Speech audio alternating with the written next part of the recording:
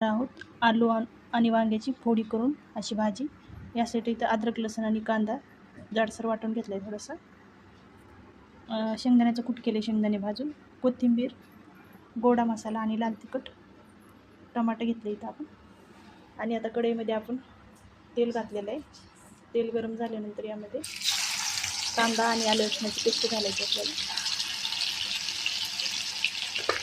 त्यानंतर जिरे घालणार आहे. आलू वांग घालायचं आपल्याला, चिरून ठेवलेलं स्वच्छ धुवून.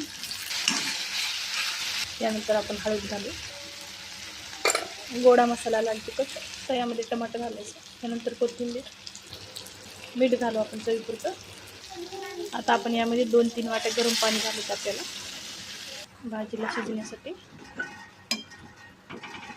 10 मिनटं भाजी शिजवून घेणार आहोत.